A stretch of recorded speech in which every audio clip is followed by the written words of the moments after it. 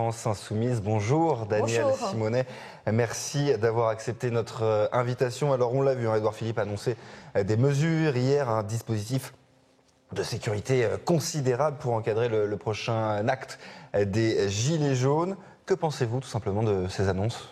Déjà, on ne fait pas taire la colère d'un peuple avec des coups de matraque et des lois qui remettent en cause une liberté fondamentale qui est celle de manifester. Parce que finalement, si vous regardez les annonces du Premier ministre, c'est instaurer un fichier, alors sachant qu'on en a déjà plus de 40 des fichiers, et vous avez déjà un fichier qui existe et qui fiche plus de 40 000 personnes qui ont pu, à un moment donné, participer à des manifestations non autorisées.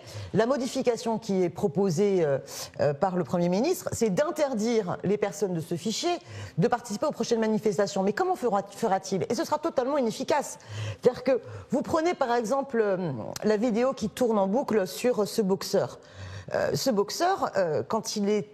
On le rappelle, un boxeur qui a rué de coups à plusieurs reprises un policier sur un pont de Paris. Voilà. Ce boxeur, à un moment donné, il nous a fait un témoignage hier, qui est assez d'ailleurs poignant, émouvant. Et on comprend qu'à un moment donné, il était en colère de voir les violences policières et qu'il ne s'est plus contrôlé et qu'il est allé se battre. Et en même temps, il donne un message pour encourager les citoyens à être pacifiques. Bon, typiquement, la loi du Premier ministre n'aurait pas empêché ce boxeur d'un moment donné déraper. Voilà. Donc c'est une aberration. Et surtout, c'est une remise en cause de la liberté de manifester dans ce pays. Donc c'est extrêmement grave. Vous avez un grand nombre d'avocats. Je pense à Monsieur Leclerc, l'ancien président de la Ligue des droits de l'homme, qui s'est exprimé contre, justement, auparavant, toutes les arrestations préventives.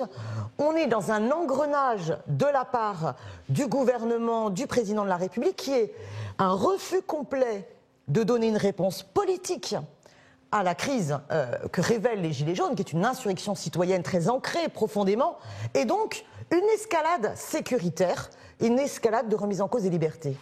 Alors on l'a vu, le dispositif de sécurité va être énorme pour le prochain acte de Gilets jaunes. On parle de 80 000 policiers et gendarmes mobilisés. On l'a vu samedi dernier, des cas de violence ont émaillé les rassemblements partout en France. Comment venir à bout, selon vous, de ces cas de violence ? La réponse politique. Il faut l'entendre, cette colère du peuple, parce que justement, elle est très forte. Elle exprime d'abord une exigence de redistribution des richesses, de justice fiscale, qu'on ait une politique qui enfin s'attaque aux inégalités. Parce qu'on a une mobilisation qui a commencé sur la question des taxes sur les carburants, mais très vite, c'était quoi ? Qu'est-ce qui s'exprimait ? Le sentiment que c'est pas possible d'avoir supprimé l'ISF. On a le sentiment qu'il y a un gouvernement qui a fait les poches du peuple pour renflouer les poches d'une petite poignée d'oligarques. C'est ça qui est remis en cause. Et pourquoi cette question vient de manière de plus en plus essentielle à travers le référendum d'initiative citoyenne ?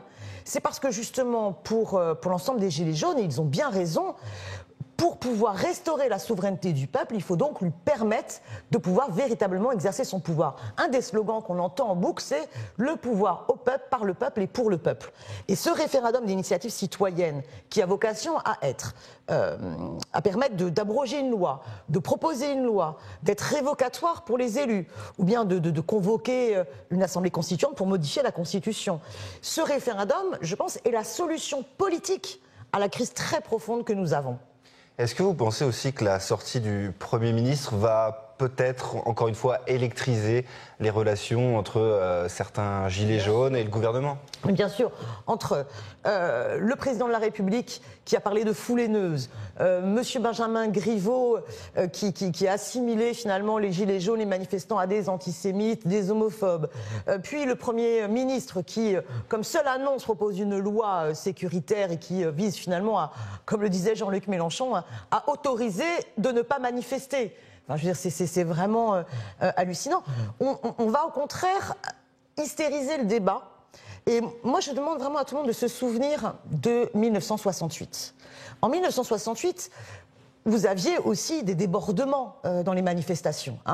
Mais en 1968, vous aviez un préfet de police, Monsieur Grimaud, qui avait à un moment donné écrit une lettre à l'ensemble des policiers. Je vous en lis un extrait. « Toutes les fois qu'une violence illégitime est commise contre un manifestant, ce sont des dizaines de ses camarades qui souhaitent le venger. Cette escalade n'a pas de limite. » Voilà ce qu'écrivait le préfet de police aux policiers. C'est-à-dire qu'il les sommait, il les appelait à vraiment un usage retenu de la force. Or, ce que nous montre Amnesty International, par exemple, dans un rapport qui est publié sur leur site et que les citoyens et citoyennes peuvent lire, c'est qu'il y a de manifestation en manifestation un usage disproportionné de la force.